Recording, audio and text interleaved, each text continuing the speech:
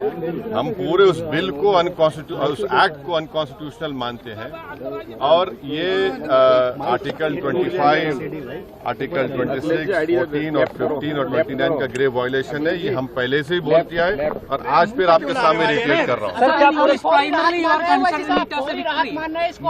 No. See, let us be very careful. The Honorable Supreme Court, as rightly pointed out by my counsel, Mr. Nizam Pasha, the Supreme Court has said that the Central Waqf Council and the State Waqf Boards will not be constituted. Waqf by user cannot be deleted. Now, there are other provisions also which we as a party have come to the Honorable Supreme Court that calling it unconstitutional. Now, whenever it will be heard, our counsel, Mr. Nizam Pasha, on behalf of me, will be arguing it.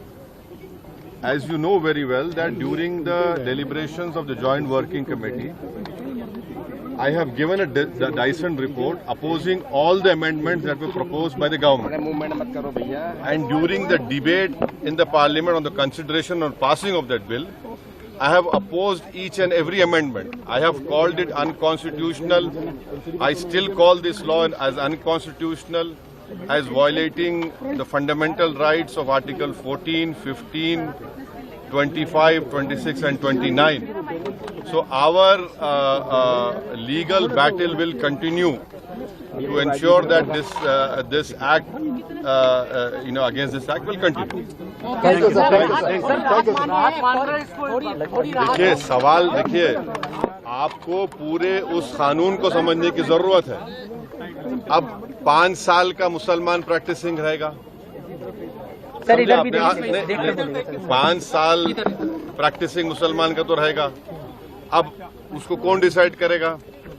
अब कोई महिला है, उसको कौन decide करेगा? तो ऐसे कई उसमें जो अमेंडमेंट्स के जरिए लॉ बनाया गया है, हम उसके आज भी मुखालिफत कर रहे हैं और कल भी अपोज करते रहेंगे। और लीगली हम सुप्रीम कोर्ट में चैलेंज किए, हम उसको उन तमाम चीजों को violation of the fundamental rights मानते हैं। Thank you. स्टे नहीं किया है। जो भारत सरकार के सॉलिसिटर जनरल है, उन्होंने अपना स्टेटमेंट दिया है कि अगली तारीख तक न तो काउंसिल में न वक्फ बोर्ड में कोई अपॉइंटमेंट जो संशोधित कानून है उसके अनुसार किया जाएगा। दूसरा बात, जो माननीय अदालत ने कहा कि जो वक्फ व यूजर है, जो रजिस्टर्ड हैं और गैजेटेड हैं, उसको गवर्नमेंट डी नोटिफाई नहीं करेगी टिल द नेक्स्ट डेट। तो बड़ी इंपॉर्टेंट बात है कि जो रजिस्टर्ड एंड गैजेटेड हैं वही सिर्फ डी नोटिफाई नहीं होंगे, उसके अलावा संशोधन के हिसाब से सरकार कार्रवाई करने को स्वतंत्र है और जो संशोधित कानून है उस पर किसी भी तरह का अंतरिम आदेश नहीं है। और अगली तारीख तक भारत सरकार को अपना जवाब और उनको जो भी डॉक्यूमेंट्स देने हैं वो देने होंगे और उसके बाद उनको रिज्वाइंडर का जो पिटिशनर्स है उनको मौका दिया गया है। साथ ही साथ जो स्टेट गवर्नमेंट्स हैं वो भी अपना रिस्पॉन्स देंगे और ये कहा गया है कि अगली तारीख पर सुनवाई इस पूरे मामले की जारी होगी।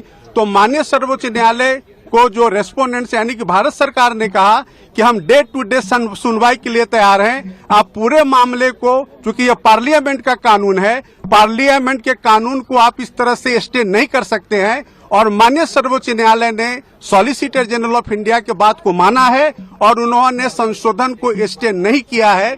सिर्फ उन्होंने उनके 2 पॉइंट पे सॉलिसिटर जनरल के बात को रिकॉर्ड पे लेकर के और अगली तारीख 5 मई मुकर्रर कर दिया है और 5 मई से इस मामले की सुनवाई शुरू हो जाएगी। सर, यथास्थिति की बात कहेगी, यथास्थिति को कैसे लिया जाए? नहीं, यथास्थिति मैंने आपको बताया कि 2 मुद्दों पर कि जो काउंसिल में और बोर्ड में अपॉइंटमेंट का जो मामला है वो अगली तारीख तक जो स्टेटमेंट सॉलिसिटर जनरल ने दिया है कि कोई अपॉइंटमेंट नहीं होगा।